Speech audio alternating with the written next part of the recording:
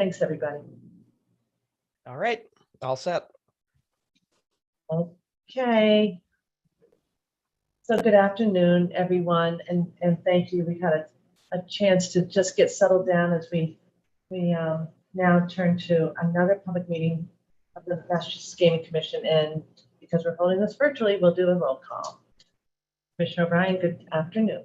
Good afternoon. I am here. Great. Good afternoon, Commissioner Hill. Good afternoon, I'm here. Good afternoon, Commissioner Skinner. Good afternoon, I'm here. And good afternoon, Commissioner Maynard. Good afternoon, Madam Chair. I am here. Excellent. Okay, so we're getting started with the call of the order, and we have minutes to turn to. Did everybody have a chance to review them? And I'm going to turn to Commissioner Hill. Thank you, Madam Chair. I move that the commission approve the minutes from the September 15, 2022 public meeting that are included in the commissioner's packet, subject to any necessary corrections for typographical errors or other non-material matters. Second. Any edits or questions? Okay. With that motion and second, Commissioner O'Brien. Aye. Commissioner Hill. Aye. Commissioner Skinner. Aye. Commissioner Maynard. Aye. And I vote yes, 5-0. Excellent work. Thank you. Are we all set then? My apologies. I just pulled those out. Are we all set then, Commissioner Hill? Yeah. Okay. Yes, we are. Thank you. I was looking at my notes rather than looking up. My apologies. So then we have next on our agenda, the administrative update. I don't believe Executive Director Wells is available today. But I know that Director Band is, so we're going to move right to you, Bruce. Good afternoon.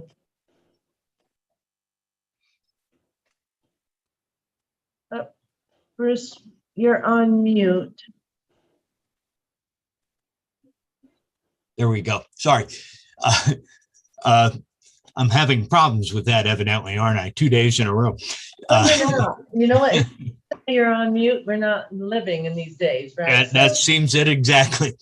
It's a shorter update today. We'll start with MGM. Their popular game Pontoon 21 continues to move on, and they're considering adding more tables onto their casino floor with it. PPC has begun construction on their temporary sports wagering booth on the casino floor in slot zone D8. Encore has actually redone level B1 with a new paint job and some other updates. And an update on some pending inspections we've arranged with GLI and IAB and IT, and we'll be completing pending the sports wagering approval for the licensing, all the inspections on the 3 gaming establishments the first week of January, pending completion of all the licenses. That's my report. If anybody has any questions. Thank you, Bruce. Any questions for Bruce?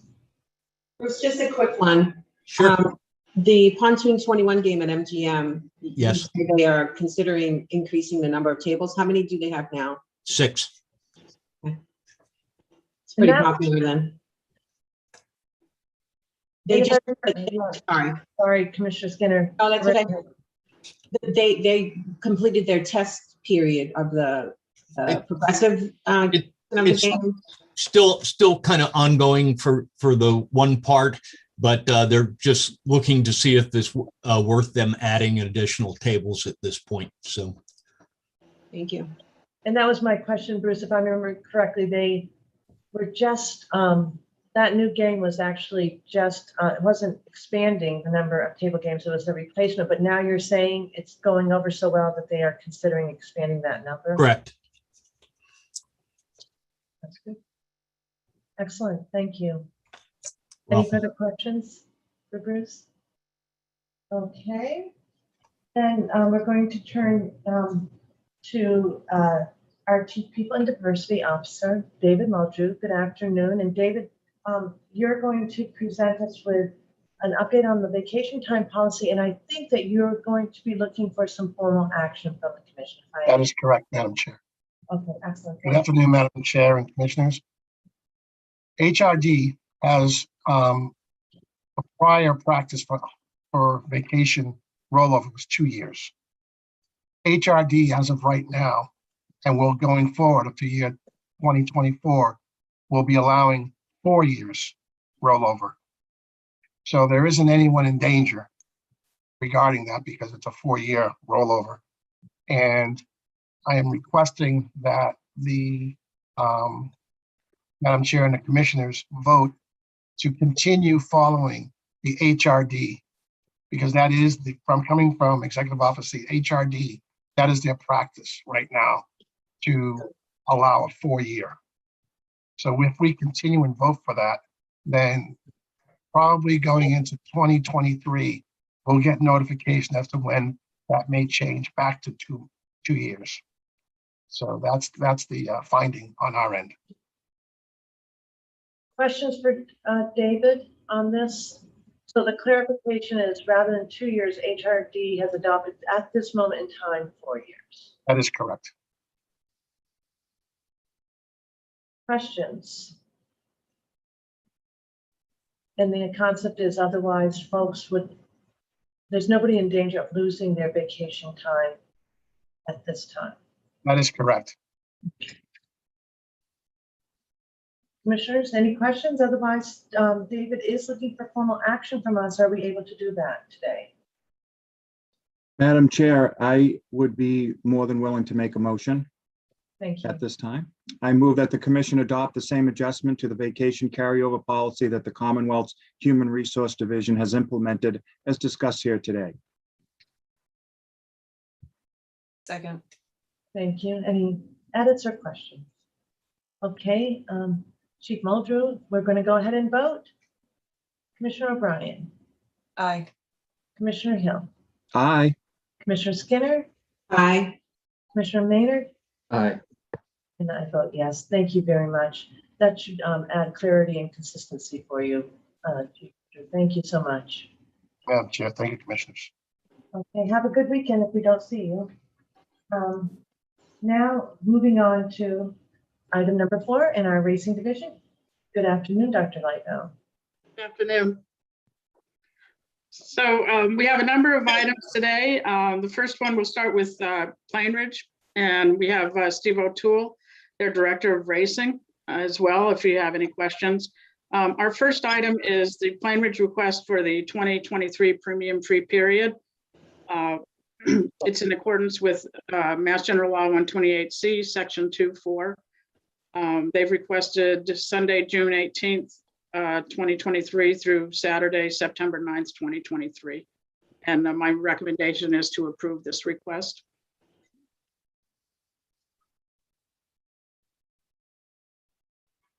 Are there any questions? You know what, I have a printout today of because of my computer challenges. I'm having a little bit of wondering if I'm out of order here, Dr. Lightbow. So if my fellow commissioners can just be patient with me, I want to make sure I have the memo that Alex you prepared.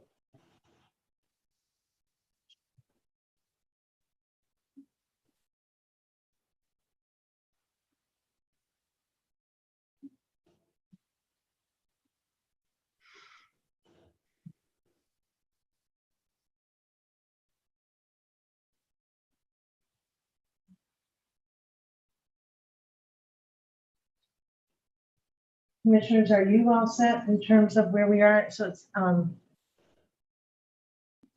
I think I see it now, Alex. Thank you.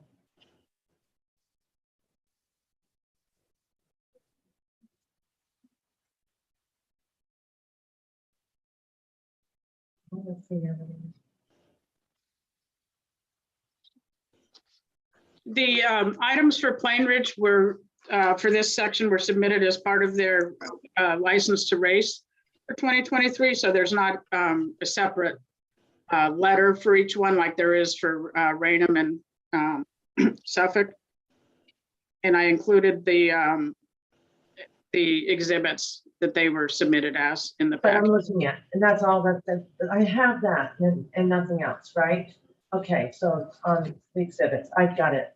Okay, I don't have everything. Okay. sorry that I didn't clarify No, that. that's okay. So if you could just go over your recommendation again. Okay, my recommendation is to approve their request for that premium-free period. It does comply with the statute. Yeah, on all set then. Thank you. I just felt like I might be missing something. Okay, excellent. Do we have a motion on this because Dr. Lightfoot is looking for action? Thank you. Madam Chair, I have a question. Mhm. Are these the signals? No, that in the statute, there's this segment where a certain period during the year, the tracks don't have to pay this extra premium to each other for their signals. That was written into the original simulcast legislation that kind of gave extra value. That if you're getting my signal in state from one track to the other, you need to pay me extra. So they pay these premiums, except for in the statute, they're allowed this 12-week period where they don't have to pay those premiums to each other. So that's what this 12-week period is. Each track gets to request their own the period that would be most make the most sense for them. Yeah, and isn't there an outstanding legal issue with respect to approval of the signals? That has been resolved. Okay, just turning to Todd, I thought that there was some That was a legal slightly different. follow-up that was, oh, okay, so there you go, Todd, sorry. Go ahead. Hi, sorry. Though, yeah, thank you, Commissioner Skinner. That was a slightly different issue that we can get to as we move forward here. But this premium-free issue, as Dr. Lightbound mentioned, is described in the statute. It's 128C, Section 2. It expressly allows for the licensee to select a premium, what we call a premium-free period. It's discussed at the end of the paragraph for them. And it just applies to PPC in their premium-free period, because I guess I'm wondering whether we can approve the premium-free period without having approved the signals. Because I know the approval of the signals is still an outstanding issue, right? Yeah, it's a fair point. I mean, I don't think there's going to be any hurdle in the way, if you will, of approving the signal. So yeah, I guess technically we might be going slightly out of order, but. And in fact, that's probably why I was struggling a little bit, because I was thinking we were going to go to the first to the signals. But Dr. Lightbound, I'll defer to you. Commissioner Skinner, your question was what I was struggling with, because I thought I prepared it out of order. So, but the premium-free period is on our agenda as first. But why don't we take it out of order then, if Okay, then we'll go to you feel the more comfortable taking it in the other order? then we would go to the simulcast exporting locally at our step points in our materials. And this all starting on page 13, Dr. Lightbound. I don't have my typical scroll up, but I'm going to work on that right now because I'm much better if I can do it. I have my computer back. Would the commission like to take the simulcast approvals for all three tracks first, or just the one for Plainridge? Yeah, I think we can do it Plainridge first, right, commissioners? Sure. Yeah. Okay, so the second item is the request that again was in as part of their application, Exhibit 28, for their export simulcast signals. And again, these are the routine signals that they've asked for years. And what they do for the year is they request whatever signals they think they may take. Some of these signals they may not end up taking, and they do for basically for each day, they do what they call a betting menu that will list what tracks they're taking and basically at what times. It's basic, same as a restaurant menu. It may vary from day to day. Some tracks only race, a couple times a week. Others race more often. Some signals have more. There's more betting interest on them, so they may choose to show those when they're available and not show some of the others. So what the commission is being asked to approve is just the list of these providers. And I have talked to the legal department, and we're comfortable that they're in compliance with 128C Section 2. Right, and this all begins now that I have my computer back, making it a little bit more helpful perhaps. Your memo is on page 12, and then the exhibit with all this, and it starts on page 13 as exhibit 27, right? Exhibit 27 is the simulcast imports. And Right. right now we're doing simulcast exports for Plainridge. Okay, sorry.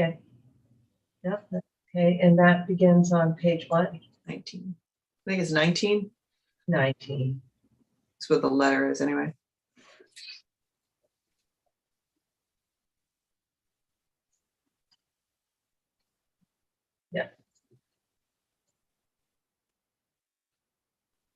And that's exhibit 28. Okay, now I'm all situated. Thanks for your patience, everyone. Happening in real time today, but very thankful. Okay. Any questions as to this export signals? Could we just have a quick recap of what the legal issues are or were? I could use a refresher, please, if you don't mind. Sure. I think there were just two things. One was just making sure that the signals were in conformance with the individual sections of Chapter 128C, Section 2. You'll recall that section of the law prescribes some parameters for which each licensee can simulcast. And we just wanted to check to make sure that what they were requesting was in line with that. And we do believe that is the case. Okay. There was a second issue you may recall that involved a piece of federal law and the right to approve certain signals. That one is a very difficult issue, but the long and short of it is that the entity with the right to approve, which is the NEHBPA in this case, it's my understanding, is satisfied that everything is that they have the right to approve what they need to approve, and that's not an issue at the moment. So that was the other matter that was discussed, and I think that's set for now. Thank you.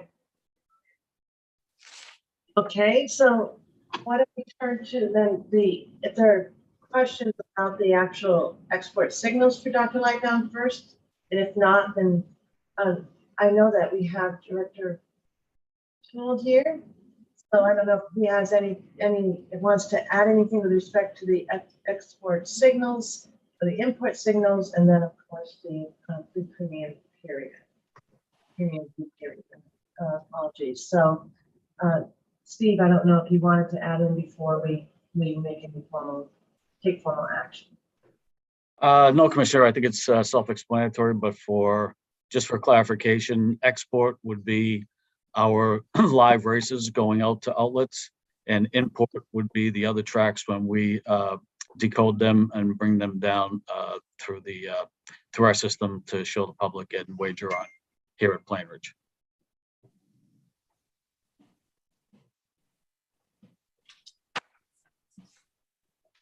Any questions? Okay, I'll take a motion. If anyone wants to act. Sure. Madam Chair, I move the commission approve Plainridge Park's request for approval of the simulcast export locations listed as Exhibit 28 in their application for a license to hold or conduct a racing meeting in 2023, as included in the commissioner's packet and discussed here today. Second. Thank you. Any edits? Okay. Commissioner O'Brien? Aye. Commissioner Hill, Aye. Commissioner Skinner, Aye. Commissioner Maynard, Aye. and I vote yes. Okay, so then we're going to go a little bit backwards in our packet and turn to the import. So in your packet, you should have Exhibit 27 from Mhm. Plainridge's application. And that is their request of their simulcast import sites. As Steve mentioned, these are the signals that they're bringing in. So these do include Greyhound signals. And with the special acts of 2022, there's no Greyhound racing as of August 1st or the end of July 31st, however you want to say it. So in the my recommendation, I have recommended that the commission approve their simulcast import signals for horse racing, and then for the Greyhound racing, approve that only until August 1st, consistent with the statute. And Steve has indicated that they're well aware of the statute. And do you have, commissioners, do you have, again, I just was a little bit compromised in terms of starting with a paper packet. Do you have Alex's memo in the page number for the packet? I think, is it page 38, Alex? Is that where they import? I don't have Locations. that pulled up on my screen. I believe if I'm looking at it correctly, it's page 38 in the packet is Alex's memo. Okay. Bear with me. everyone.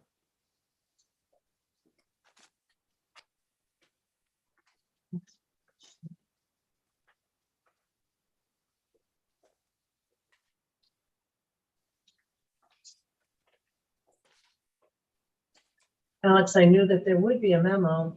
But when I tried to go to It the did paper get very confusing with so many different items Oh. on today. and And, buried in paper that I printed out backside too, so it's not easy to find, so much better now. I did include the acts of 2022, chapter 128, that extended the horse racing and simulcasting this year, and specified in my memo where it talks about that there won't be any Greyhound racing after as of August 1st. Yeah, I see it right here. Page 37 of our packet. Thank you. So, And yeah, the memo is on page 37, I believe. yeah, I found it now. And I had noted it. So everybody understands that Dr. Lightfound's recommendation here. Okay.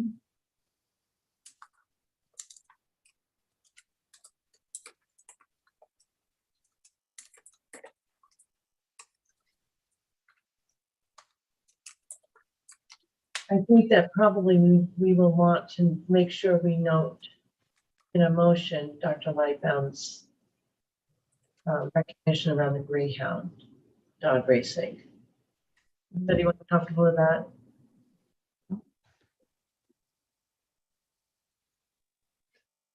I can do combined, or we can separate them out if anyone has a preference. Combined is fine. I move that the commission approve Plainridge Park's request for the approval of simulcast import locations for horse racing listed in their application for a license to hold or conduct a racing meet in 2023 for calendar year 2023. And that the commission also approve Plainridge Park's request for approval of simulcast import locations for Greyhound dog racing listed in their application for a license to hold or conduct a racing meet in 2023 only until August 1st of 2023. Consistent with chapter 128 of the acts of 2022 as included in the commissioner's packet and discussed here today. Okay. Second, and that works for you, Dr. Lightfound, correct? Yes, thank you. Okay. Commissioner O'Brien, Aye. Commissioner Hill, Aye. Commissioner Skinner, Aye. Commissioner Maynard, Aye. and I vote yes. Okay, 5-0. All right, and to the extent that anybody can help on navigating the packet, I'll take that assistance, but now we're moving, it makes sense to go back to the free period before we move on to the wagering provider? Does that make sense? Yes, I believe so. Okay, And that's on page 12. yeah, where I middle. started, yeah, and 13. Mhm. Okay. Quite a few little pages today on these issues. All right. Any questions? Oh, Yeah. go ahead. Go ahead. If there's any questions from what I said earlier, be happy to hear. Okay. Dr. Lightfound's looking for formal action. Commissioner Hill. I just want to make sure, Commissioner Skinner, your concerns have been addressed and we can move forward with a motion.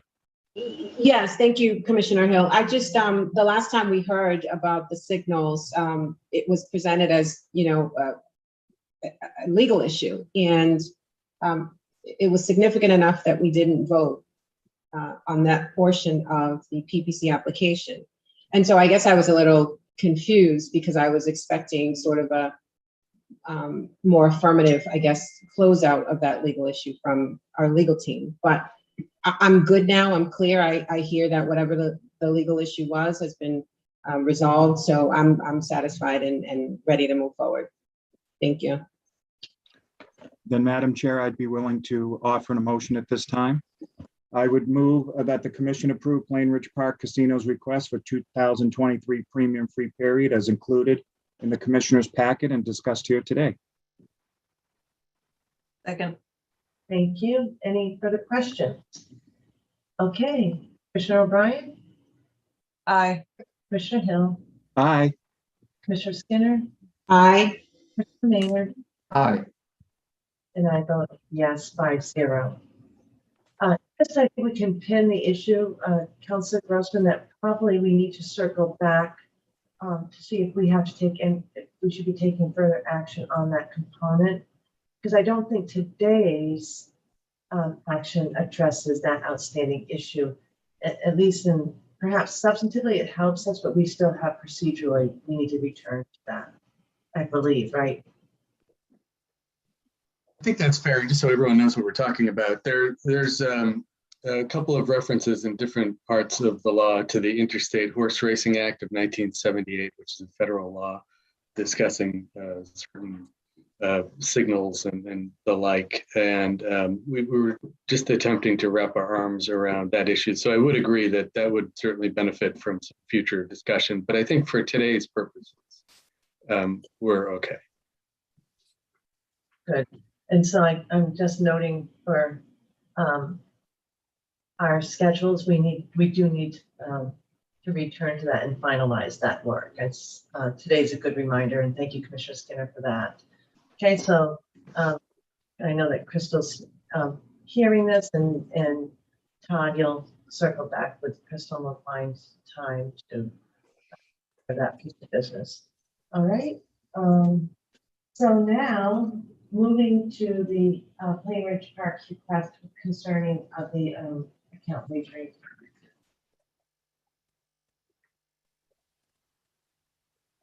So again, as part of their racing license application, they included Exhibit 29, which stated their account wagering company. It's Hollywood Races, and this was approved in October of 2016.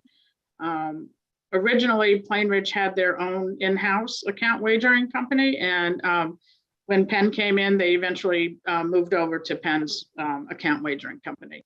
And they've been doing this since, well, I think it started in 2017. It was approved in 2016. By the time it got up and running was 2017. So this is just to approve this account wagering. And again, I've included the wording about the Greyhound racing in there. Yes, this memo is on page 45. I'm catching up here. So,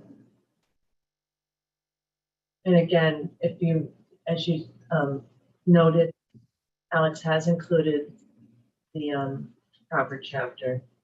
Thank you for that. So any questions for this request?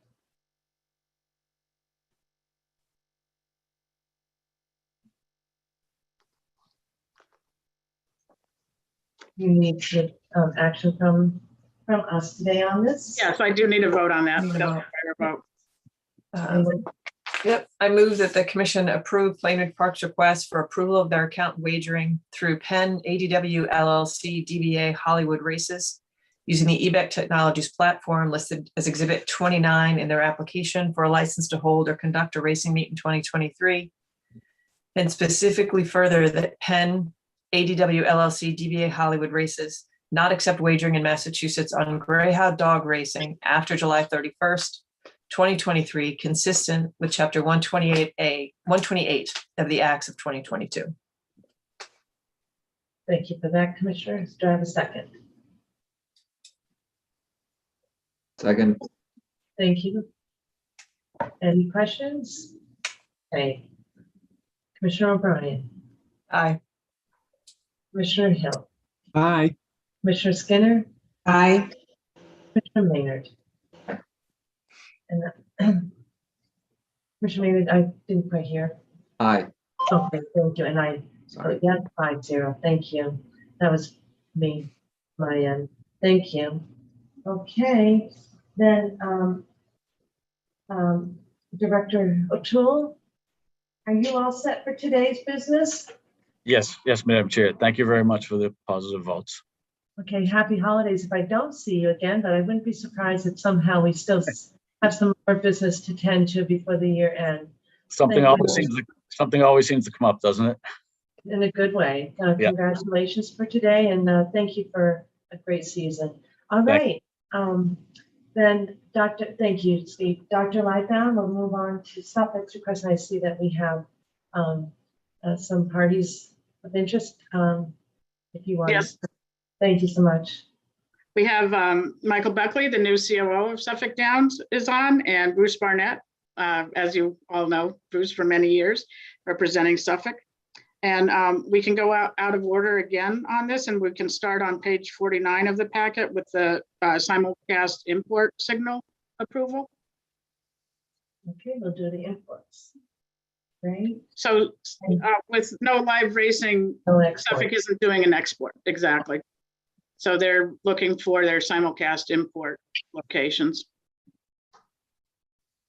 Any questions for our guests or for Dr. Lightbound on this request regarding the imports for simulcast?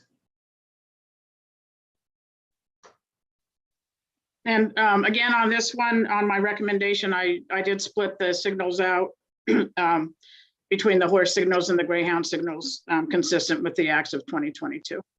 Thank you. And again, that's on page 49. If we have anyone who wants to move formally. So the only question I had was we did one of them as, we did one through July 31st, and this one says until August 1st. Is there a difference there? No, I think That wouldn't be deemed to include August 1st, right? right. No, I think when I did the first memo, I hadn't looked at the actual wording, and then in the second one, I used the actual wording. Okay. So the actual wording is until August 1st? Look at the packet. If I might, Alex, the statute it puts a new section into, good morning, Madam Chair and Commissioners. Good afternoon. Good afternoon. I'm sorry, I'm so used to it being in the morning.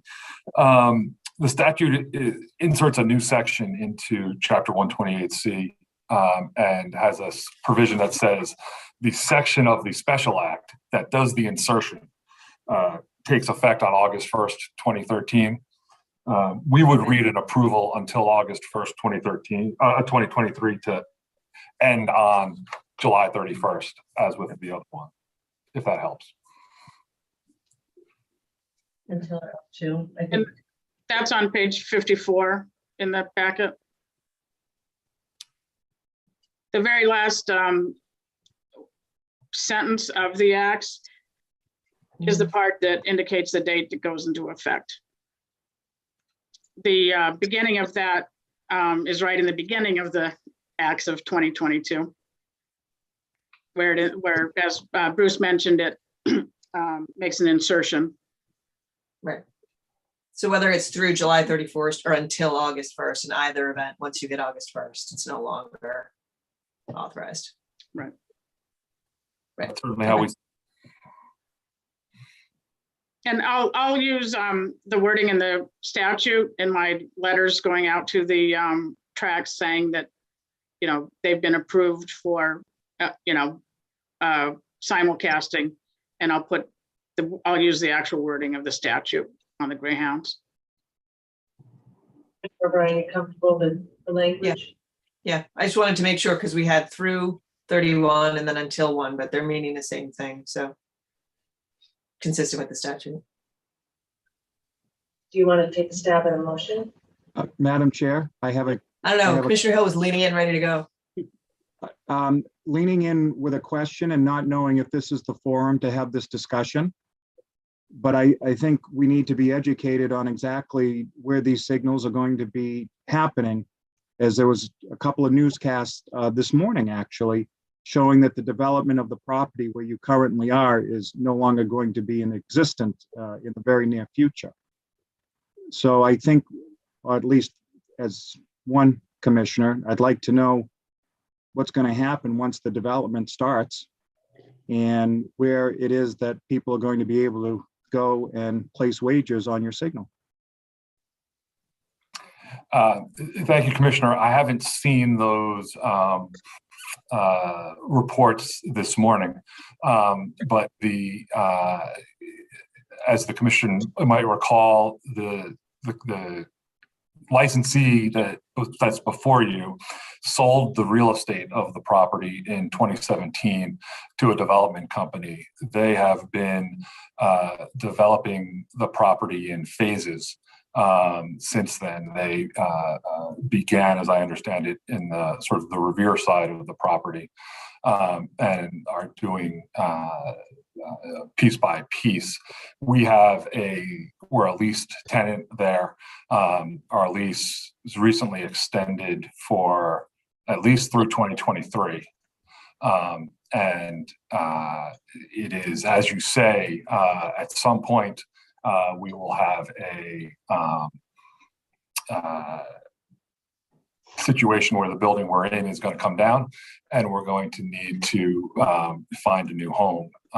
And we will certainly be in touch with the Commission before we move anywhere. But right now we don't have anywhere to go besides our current location. Hearing you tell me that you're going to be there through 2023 alleviates a little of the concern that I had.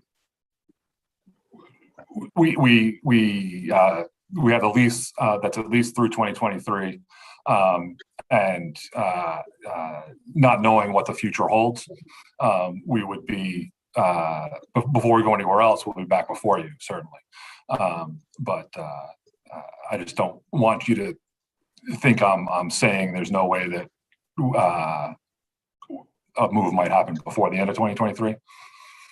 Understood. Thank you. Thank you. Thank you, Madam Chair. I saw the same report this morning on the news. And what I learned was that there's some historic context. If the reports were true. Commissioner Hill, who played first at Suffolk Downs? Which concert was it? Did you hear? No, I didn't. The Beatles. Oh. I bet Dr. Lightdown knew that fun fact. Okay, so thank you for the clarification on that. And if Executive Director Wells were here, I think she would be able to report that Mr. Barnett has been communicating with her pretty regularly. So the question was fair, particularly with that news report this morning, Commissioner. So thank you for the clarification. Anything else? Anybody I'm wants? sorry, Madam Chair, I would just add to that, just so we're clear, and I'm not sure, Commissioner Hill, if this is why you're asking the question specifically, but there is legal significance attached to where Suffolk Downs is authorized to simulcast under the sports wagering law. So that's a really important question you just asked. Right, and honestly, we want to be, today's, that's a topic of a conversation that's probably not marked up for the agenda. That's why I questioned if this was the forum to ask the question, but thank you, Mr. Barnett, for answering it. Thank you very much. We've got the clarification we need for today's purposes. Okay, excellent. So, Dr. Lightbound, you're looking for a motion with respect to simulcast imports, and you've noted very carefully the notation around the Greyhound in our packet on page 49. Commissioner O'Brien, do you want to help out? Sure. If all questions have been addressed. Okay. I move that the commission approve Suffolk Downs' request for approval of their simulcast import locations for horse racing listed in the November 30th, 2022 letter pertaining to calendar year 2023, and that the commission approves Suffolk Downs' request for approval of simulcast import locations for Greyhound dog racing, also listed in the November 30, 2022 letter, only until August 1st, 2023, consistent with Chapter 128 of the Acts of 2022, as included in the commissioner's packet and discussed here today.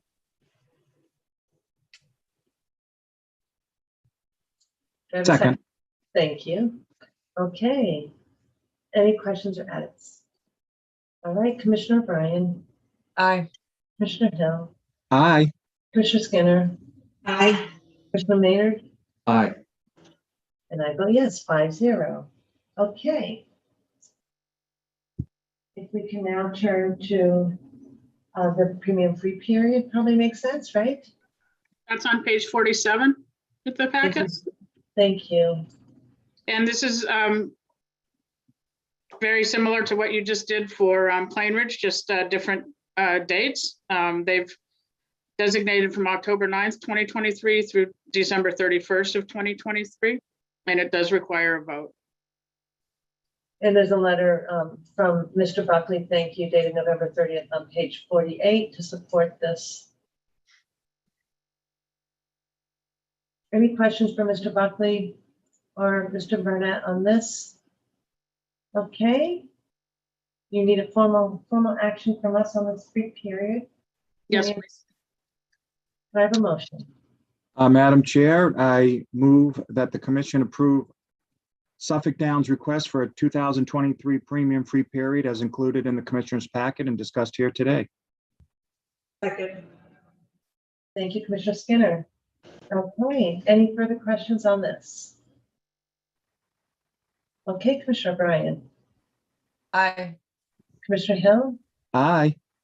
Commissioner Skinner, Aye. Commissioner Maynard, Aye. and I vote yes, 5-0. Thank you. And thank you, Mr. Buckley, for your letter of support. Then returning to B3, the approval of the account wagering providers. I just want to point out that we also have Chad Bork here. So thank you again for your work on these matters. Alex? Yep. So on page 55 of the packet, you'll see the memo regarding Suffolk's ADW request and the letter from COO Michael Buckley requesting it. And all of these are ones that have been approved by the commission in the past, except for Caesar's Racebook. This is very similar to what the commission approved last year with BetMGM. Both are using the Naira Bets backend, so to speak. And so, and Naira Bets was approved several years ago. We haven't had any incidents with those. Again, it's similar to what even before that TVG and FanDuel did. It's going to be interesting. There's a lot of interest now with sports wagering. The sports wagering companies are looking for content, which is including horse racing. So there'll probably be many more of these different companies joining up together to provide content, and it benefits the racing because they get exposed to a whole nother fan base, basically. If you have any questions as to how it works, there is a brief packet in our packet that describes it, and either Bruce or Mike could probably answer questions for you as well.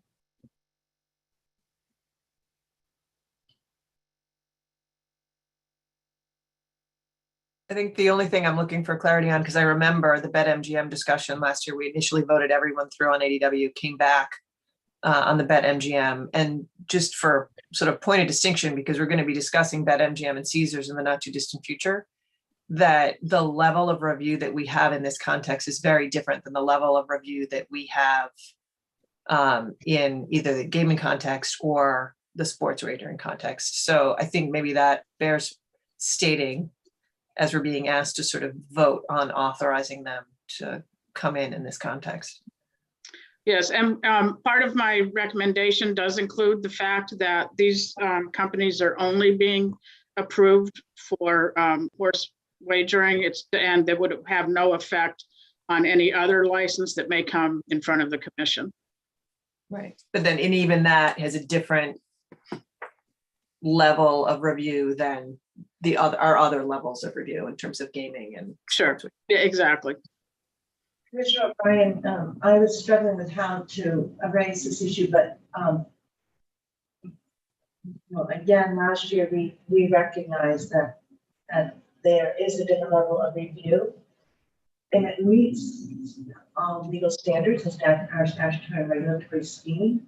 But I do think, and I've mentioned it earlier, and I know other commissioners mentioned it earlier, Dr. Lightbound, there's an opportunity not only for the review of the statute, but the review of the policies, the delegation that you rely on, as well as regulations. And Dr. Lightbound has indicated there is going to be more interest. So I've asked, after our period over the next couple of months of looking at and evaluating the applications that are before us with respect to sports wagering and online sports wagering, that perhaps Commissioner Maynard joined Commissioner Hill in supporting Dr. Lightbound in this work. I know Commissioner Maynard, you had expressed some interest in looking at the regulations on horse racing and simulcasting. So there's an opportunity, and I know we've discussed how the statutory scheme is challenging.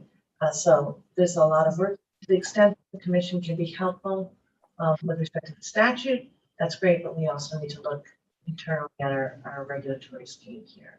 But for right now, the level of review meets all of our standards, correct? Councilor Grossman. Based on the standards that are established, yes, it does appear that way. So thank you for that distinction, Commissioner O'Brien. It really, it's work that needs to be done. I believe it will be a good time for us to reflect on it. So Dr. Lightbound, for today, you are looking for this approval of the account wagering. Yes, I'm recommending the approval, and there is language in the packet as to your recommendation. if I can find it. Yeah, the recommendation that this does include the mentioning about the greyhound racing betting ending, and it does also talk about the vendors being for pari-mutuel wagering purposes only. And the expansion of Caesar's Facebook. So Right. That's on page 56, if that's helpful. No. Yes. Yep. It is on page 56, and Yeah. we do need a vote of the commission on this. Do I have a motion? So the only suggestion I would make, your recommendation does the after July 31st, it's the until August 1st is the language, the statutory language, right? Right, and in my letters to the tracks regarding this, I'll use the language in the statute. Right. You can use, the motion can use that language if you'd prefer. Yeah, that's just to be consistent with the Yep. statute. I move the commission approve Suffolk Downs request for approval of Express Bet LLC. And is it First Bet? Yes. TVG, Twin Spires, FanDuel Racing, Naira Bets, BetMGM, and Caesars Racebook as their advanced deposit wagering vendors for pari-mutuel wagering purposes only, and that the above vendors not accept wagering in Massachusetts on greyhound dog racing, or that they may accept wagering in Massachusetts on greyhound dog racing only until August 1st, 2023, consistent with Chapter 128 of the Acts of 2022. As included in the commissioner's packet and as discussed here today. Friendly amendment. Mhm. If we're going to be consistent with the statute, that language is until July 31st, So 2023. that's the statutory language. Okay. We're talking about 128, right? Are you looking at the, I'm looking at page 53 of the packet. thank you. Right, so it's toggled between the two, so whatever the statutory language is, open to the amendment to make sure that it's that date. It's either the shall not accept after July 31st or shall accept only until August 1st, whichever is the statutory language. The section 18 says that section A1 shall take effect on August 1, 2023. Yes, but where it talks Yeah. about the authorization to conduct, that language is until July 31, 2023. Can I make a suggestion? Yeah, Councilor Grossman, can you help us here? Because none of us are, I mean, some of us are lawyers, but none of us are lawyers for the purposes of today. Yeah, I think if you read the two together, I think where you would land is that it includes July 31st. So they can do this on July 31st, and that's the last day.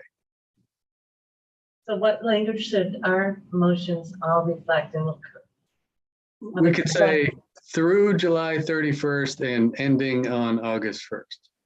And if you could just point us out to the language in our packet that Sure, shows. it's on, as Commissioner Skinner mentioned, it's on page 53 and then the bottom of 54.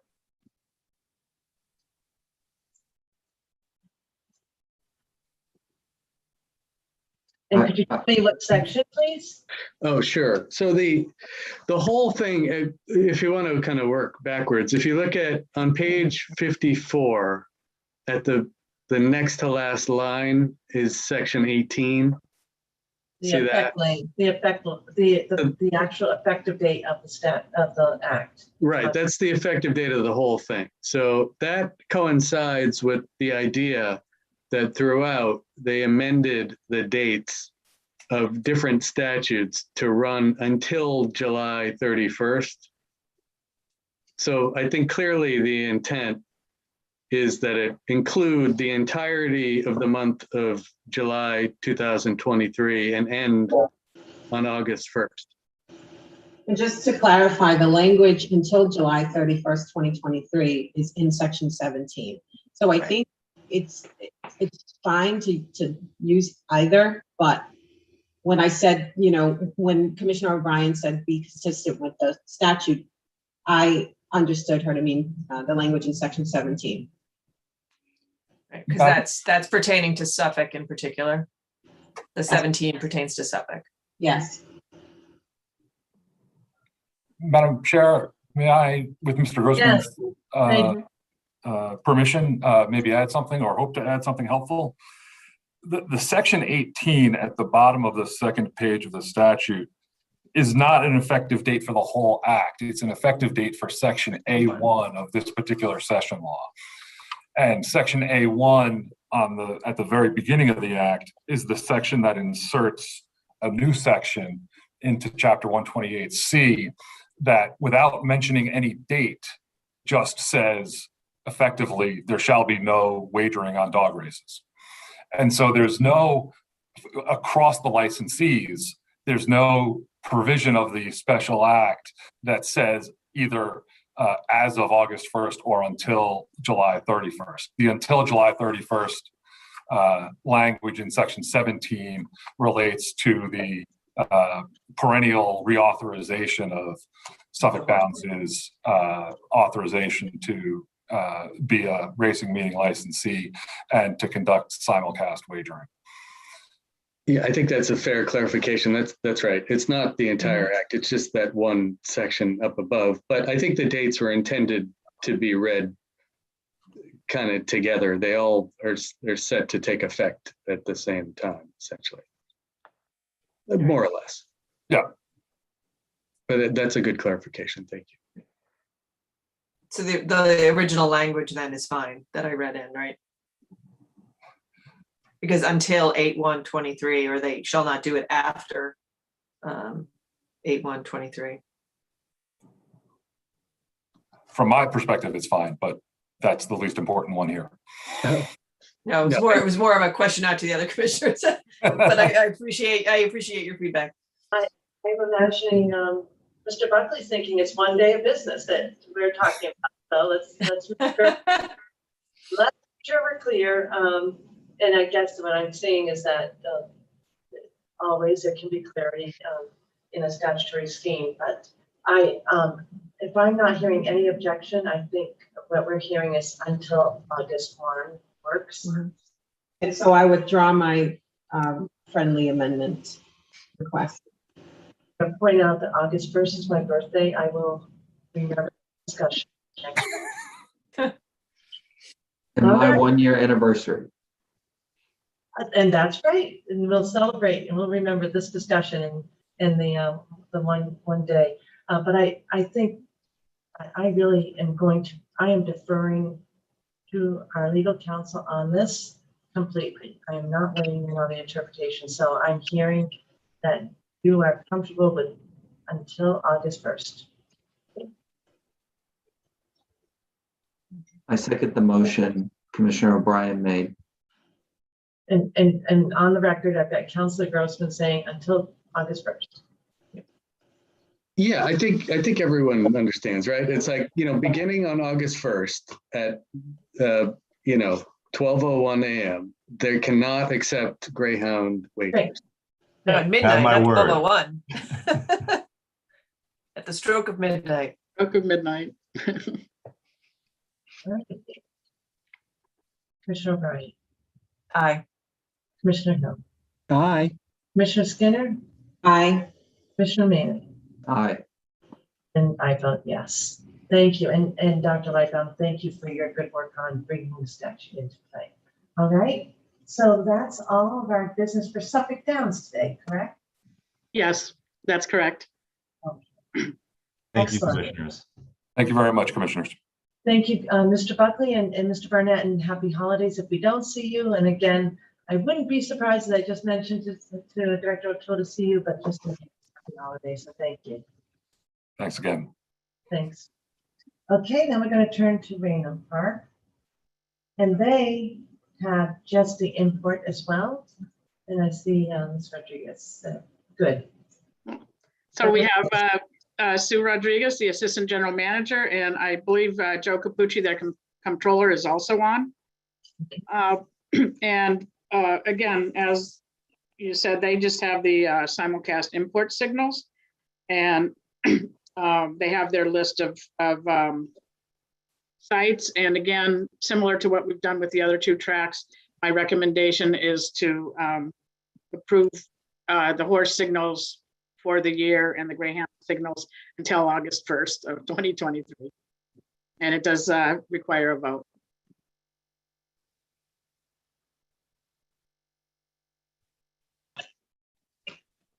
Are there any questions? I'm just looking at the page and your memo on the import locations is page 63, correct?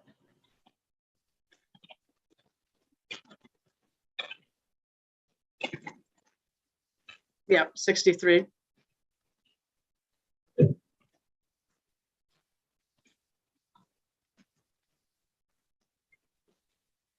Do I have a motion?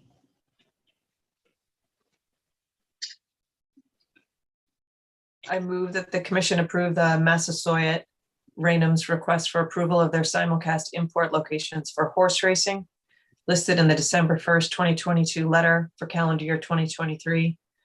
And further, that the commission approve Massasoit Raynham's request for approval of simulcast import locations for greyhound dog racing, also listed in the December 1st, 2022 letter, but in that sense only until August 1st, 2023, consistent with Chapter 128 of the Acts of 2022, all as included in the commissioner's packet and discussed here today. Second. Any questions? Okay, Commissioner O'Brien, Aye. Commissioner Hill, Aye. Commissioner Skinner, Aye. Commissioner Maynard, Aye. and I vote yes, 5-0. All right. So now our last piece of business for Raynham is the account wagering provider. And Yes. Raynham's been using their own in-house account wagering. It's called Dial to Bet, and they use US Off Track as basically their wagering phone service. When a patron bets, they call an 800 number, which goes to US Off Track, and they input it into the Raynham system. They've been doing this since basically account wagering came into the state. I think it was back in around 2001.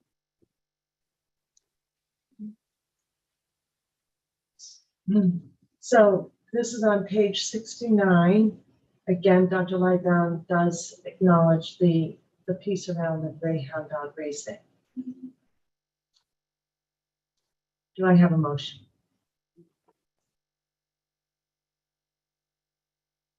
Or any questions from Mr. Rodriguez? And it's nice to see you coming in at the end of the discussion.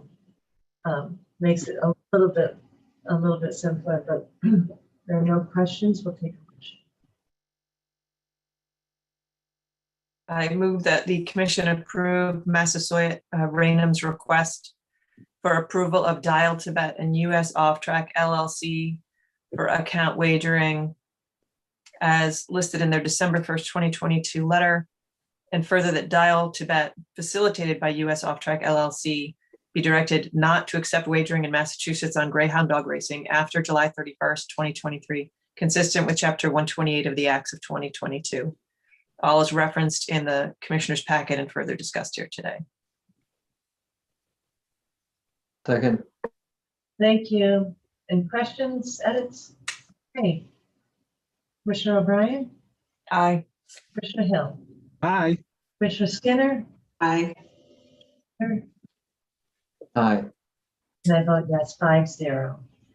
Thank you, Dr. Lightbound. That's through a lot of business today. Yes, thank you. Of course, important business. So thank you. And thank you, Ms. Rodriguez. And again, happy holidays to you in case we don't see you. Thank you so much. Yeah. Thank you. All right.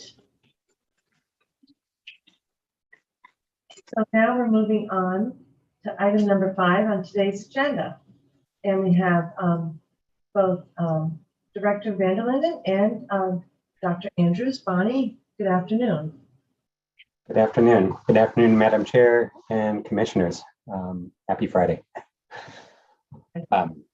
Yes, I'm joined by Dr. Andrews, who I believe, Bonnie, you're wrapping up week 3 of your time with the Commissioner, or is it week 4 at this point? I can't remember. Okay. She's muted, but that's it. Yes, I think it might be week 4. Good afternoon. Great. It's wonderful to be here. Thank you. So we bring to you today 2 research plans that are included in the 2022 Act to Regulate Sports Wagering and Chapter 23N. The first is a research study examining the feasibility of allowing retail locations in the Commonwealth to operate sports wagering kiosks. And the second is a research study on the participation by minority business enterprises, women business enterprises, and veteran enterprises in the sports wagering industry in the Commonwealth. Following feedback and approval by the Commission, The Research and Responsible Gaming Division is prepared to deliver these to the Joint Committee on Economic Development and Emerging Technologies as required by December 31st, as required by statute. So we welcome any discussion and feedback that you have.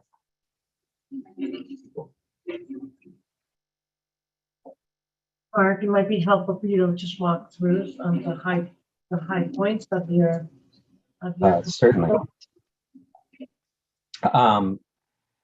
So, well, let's start in chronological order. So the first is the research plan for a prospective study on the feasibility and impact of sports wagering kiosks and retail locations. So to highlight off the bat, this would be a prospective study. So we would be looking at the feasibility of offering kiosks at retail locations. So we wanted to just get a general sense of where this is currently available in the US. And so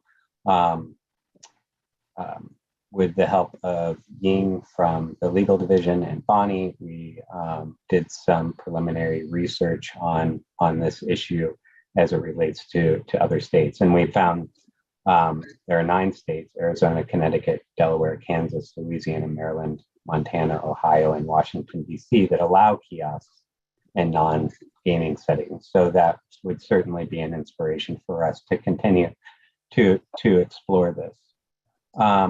We include, and I won't read through these, just a number of research questions that we believe should be considered.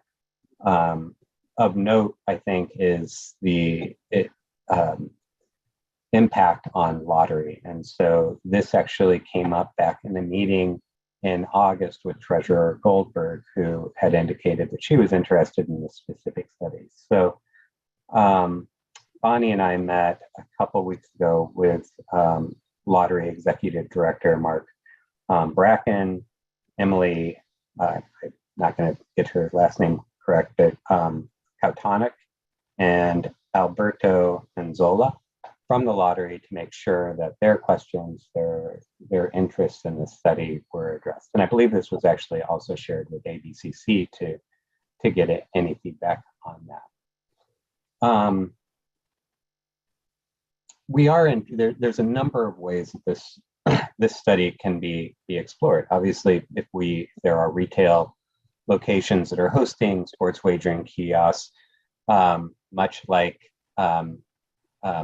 any form of gambling, we have concerns about how it impacts and what measures should be in place to protect vulnerable populations, including those who are currently under the legal gambling age.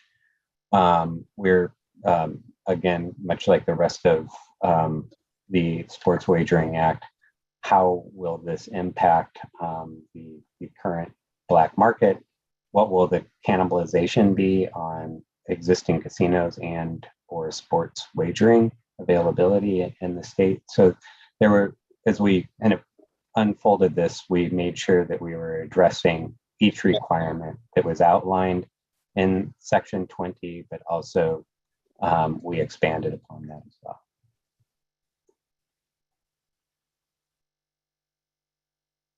So that's a brief summary of Section 20. Commissioner Hill. Mark, did this include veteran facilities or organizations or just restaurants and things of that sort? Bonnie, do you recall whether or not it came up, I believe, but did we capture that in here? I don't think it was part of the legislation, but I was wondering if on our own we took a look at that, because that's a big issue, or has been a big issue. Well, at one point it was going to be a statutory provision, Commissioner Hill, but I think it is separate and apart from this.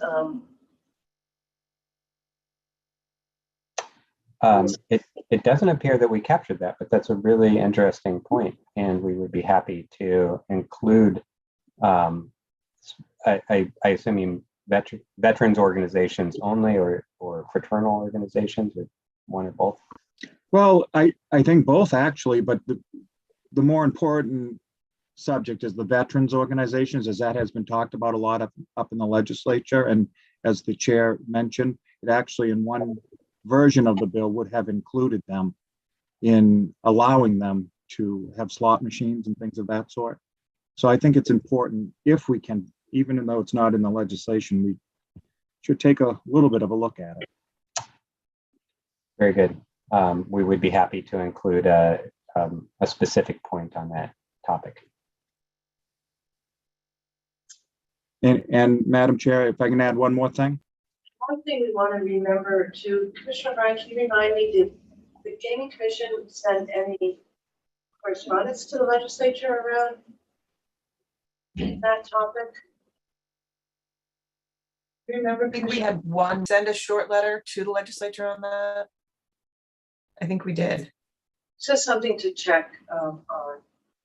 Yeah. And I know that probably if we were to look at IAB would be interested as well. Yeah. Okay. Yeah. I'm sorry, Madam Chair, could you repeat that point? I want to make sure that we're following up on that. I'm not sure, but when the proposal that Commissioner Hill just referenced, the commission may have made a decision to file a letter on that particular provision. That's my memory as well. Right, but did it pertain more than to kiosks for sports wagering, Commissioner Hill? Was it just slot machines in general? I think it was slot machines is my memory of the letter we sent over. That's my thought. And I believe that was the discussion in the legislature. However, I've heard some of these fraternities and some of these organizations now would maybe like to be able to have a kiosk where you could place a bet. So, which leads me to my next question, which is, as you do these reports, are you going to be sitting down with restaurateurs themselves and people of these organizations? How are we going to move forward with it? Because I've gotten a couple of calls, not a lot, but a handful, who really want to be part of the conversation because they're very interested in this possible ability to have a kiosk. But the lottery thing is something that really does concern me because it would absolutely take some business away from the lotteries for sure. So under study requirements, Commissioner Hill, we do state that the applicant or the research team should consider multiple sources of information, including key informant interviews, economic reports, and data. I would put that under key informant interviews, though we can be, if you think we should be more specific, we could certainly be more specific. Well, maybe we could reach out to like the restaurant associations and things of that sort instead of maybe going into a restaurant owner, but they have associations, I think, that would give you great information on this. Mm-hmm. Right, right. The community trust, yeah. Okay. So another data point on that too, Mark, based on our conversation yesterday with EBH was, they're planning on putting certain kiosks in where they have Keno. And they say they can base by machine what the frequency is and when there's sort of a decrease in play or not. And they may move their sports kiosk if it's negatively impacting the Keno. So some of that, statistical information that we might be getting from our Category 1 licensees may be relevant also to impact on the lottery. Okay. Great. And I had another question in terms of, akin to what Commissioner Hill just said, which is I'm assuming also the input from, say, IB in terms of the ability to oversee the integrity of those kiosks. And then also from a public safety perspective, in number 7, you talk about crime-related impacts and safety, but there's a sub point that focuses on consumer protection and age restrictions. Mm-hmm. But I'm also thinking about they can't use credit cards on these. So it's going to be a cash business. And so are you going to have other public safety concerns with people? I think we just got alerted to some people that they're deemed heavy hitters in other locations and people basically track them down and then jump them and try to get the cash on the way out. And so I have other sort of more traditional public safety concerns too about where these might be that I just want to make sure is being captured in number 7. Okay. So I think the I first mean, that you mentioned, Commissioner O'Brien, is an important one, is because we are the experts. I think you need to also be looking at IEB for guidance as to have all the integrity piece, is that Right. it was fall to us for oversight. So kiosks spread around across the Commonwealth, would be the ability to do a really good job on maintaining integrity, security, surveillance. right. No, that's a very good point. And then of course, with that, and Executive Director Wells is not here, but the costs associated with that. Right. Bandwidth associated with it. So, I see so many opportunities for just to be an economic driver for the businesses. And then there's a part of me as the regulator to remind everyone that would come with challenges but with all the right resources, we would rise to the occasion, Right, that's a good point. Okay. Thank you. This is really helpful. Other thoughts? But this is going to be submitted to the legislature as kind of a placeholder, just understanding if we knew we were on an accelerated timetable. You have a great scoping document, and then the RFP will launch into the new year, correct? Correct. We anticipate that there will be a competitive procurement for this study that would be launched in January. Since this is a prospective study, so we're able to launch this in advance of sports wagering launching in the Commonwealth. And I want to just point out the last point. I appreciate that in terms of the diversity component, which I know I've mentioned, and we want to make sure that we don't somehow otherwise inadvertently impact communities of color. So I appreciate the intentionality there. So thank you. Madam Chair, I have a question. Yes. Mark, should there be a specific question around access to these kiosks by individuals who are on the VSC list? Or is that kind of just understood as part of the responsible gaming response, just as part of, the fact that the study is being conducted by you folks? I ask because we heard a lot about the sort of anonymous nature of these kiosks. So just wondering where that fits into the proposal. Perhaps it could come under 7 if you expanded it a little bit better, a little bit more. Consider protection around age. Mm-hmm. Yeah, I think that maybe that could be a sub-bullet under there. You might need to just reframe. I'm sorry, but of all of the things that we would fail to include in that one's the most embarrassing to me, Ms. Skinner. I just didn't know if it was kind of the overarching, thing that you would look at anyway. Right. But it's going to be added. Yeah, fair. So top of mind that it escaped. I don't think you should be embarrassed by that at all. But I saw that with the age earlier, and Commissioner Skinner, thank you for making sure that we include it. But it doesn't have to be in 7, but that might anticipate security, safety, and potential crime-related impacts. But it's really an RG, right?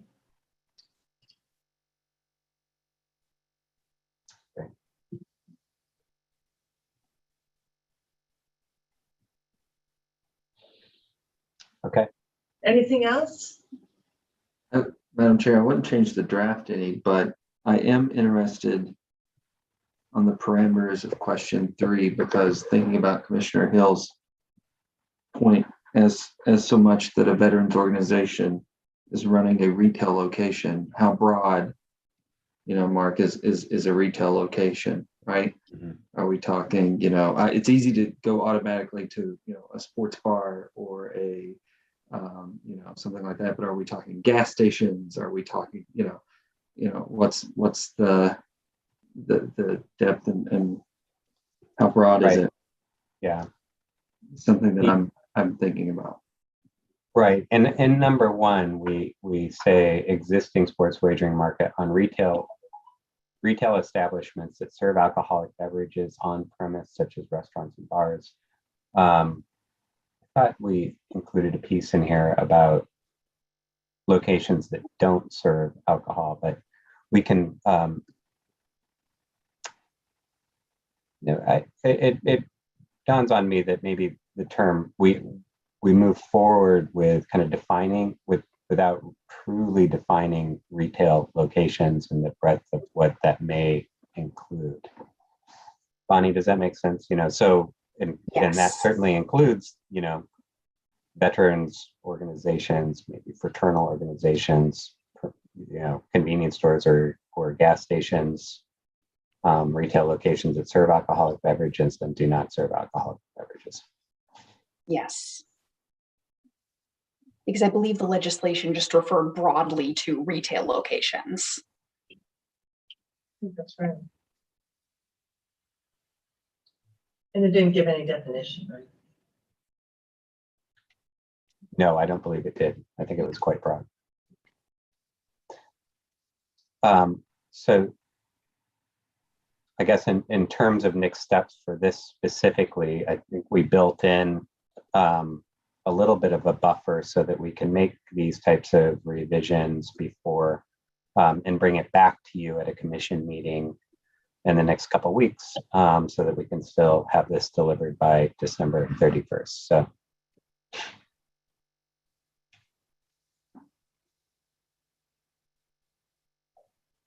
Okay.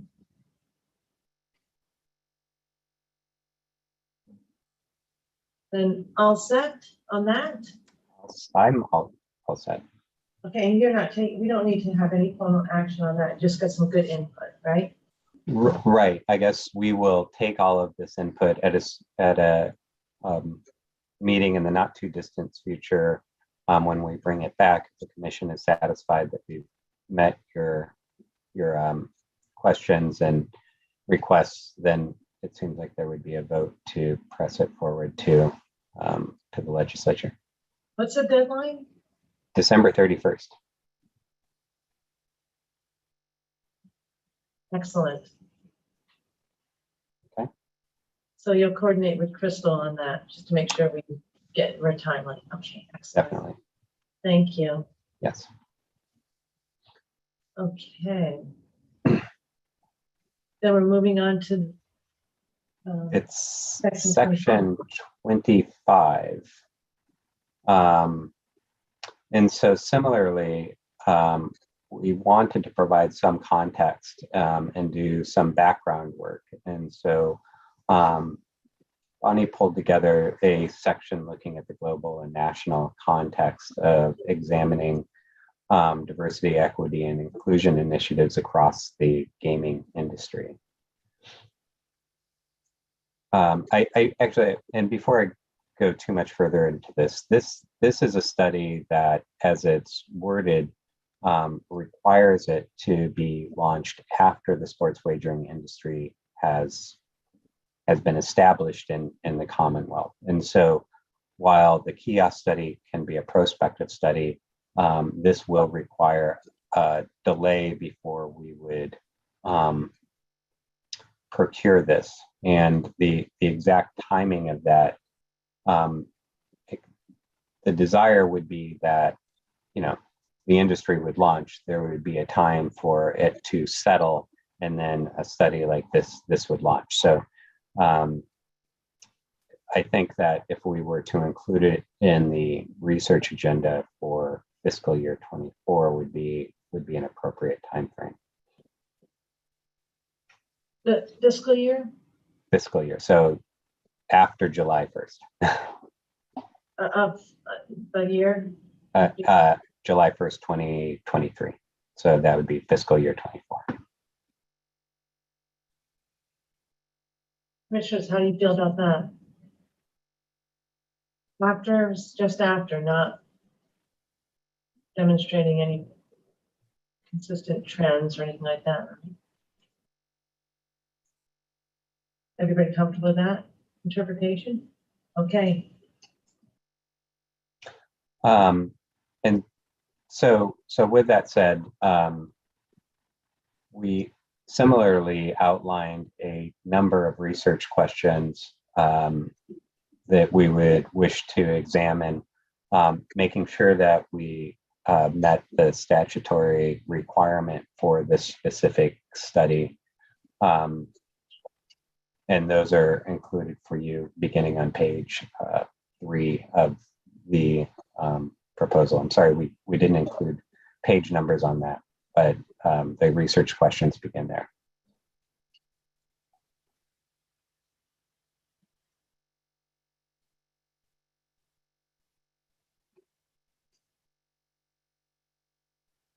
And this is the scoping document for this is a little bit less, but there are 3 broad categories of research questions. One is, what is the participation by minority women and veteran-owned businesses in the Commonwealth and activities related to the regulation, licensing, and promotion of sports wagering? What is the level of participation for these groups for sports wagering licensees and employers? And what is the level of participation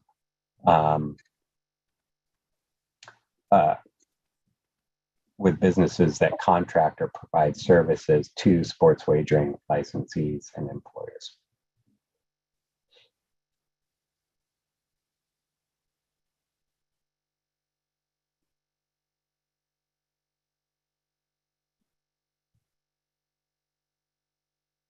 And Bonnie, I don't know if there was anything else that you wanted to add, perhaps through the literature review that you had done or the background that you had done.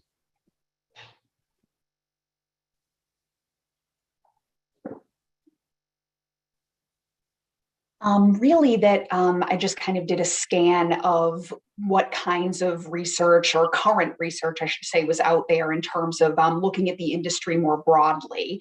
Although it was difficult to find things that spoke to sports wagering specifically is one thing that I noted in the literature review. Mm-hmm. And so the All-In Diversity Project was something that relates to the industry, generally speaking. I believe that Jill Griffin was involved with that project early on too. So I think the commission actually had some background in that. Crystal may have something to add on that. Sorry, I was training in here. I was going to hop on. We do work with All In and have for many years, and we still do our All In index through them. We actually just received that, and David Muldrew has actually had a meeting with them. So we have our own relationships ongoing. Several years now, so that's great. I heard that and cued in. Good, yeah. Looking at who's involved with that project and what they're focusing on, I think could be really helpful in kind of scoping this specific study. Yeah, feel free to connect with me if you. I mean, have you reached out to them? Are you saying you've already connected, or you're intending to? Well, we did some background where we pulled reports that they had published and included findings from those in this scoping document. Okay, yeah, so we have direct relationships with Kelly, and you can absolutely connect with them. She's great, so glad to hear that. You should definitely coordinate with Crystal, because Crystal has great history on that, so. Can I ask, this might be a subtlety that I'm just not picking up on, but is there a reason why the last couple of bullets don't reference veterans?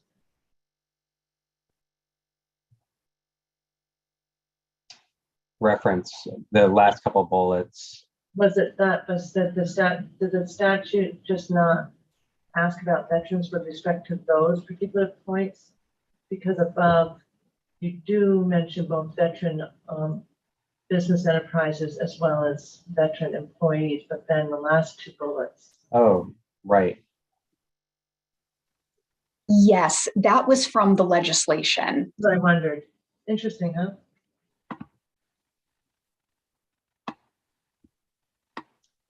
And perhaps there's nothing stopping us from including that, but that's what I wondered if it was right from the legislation. Keeping Commissioner Hill's interest in mind there. All of us care about the veterans, but you had raised that point. And so sports wagering would have been in place for 6 months. yes.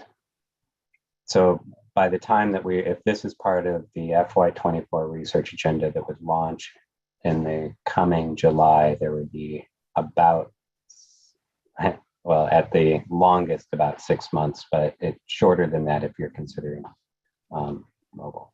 Right. Yeah.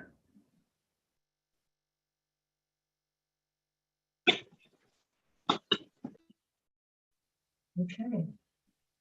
Any further questions or suggestions on that piece from Mark and Bonnie? Commissioner Hill, what are you thinking? All set? Looking forward to your work on this, Mark and Bonnie. Yeah. Thank you, Commissioner Hill. And I'm having a little trouble thinking about time frame being informative, but the idea would be this: the research would be going on, and to the extent you needed more time to assess, then the study would extend out. Right. So, I'm sorry, just to be clear. So if in July we begin the procurement process, we would likely be able to have this study launched late summer, I would say. You're going to get closer to at least 3/4 of a year versus a year. Got it. Right. Okay. And then, the study is pretty expansive, so you would want to give enough time for the research team to do it, do the analysis and write up the report. So it would be a study that, very rough ballpark figure of probably near the end of fiscal year 24. So June of 24 would be when we would be looking at a final report coming to the commission. Thank you. Anything else, commissioners? Mark and Bonnie, on this Friday afternoon? Okay.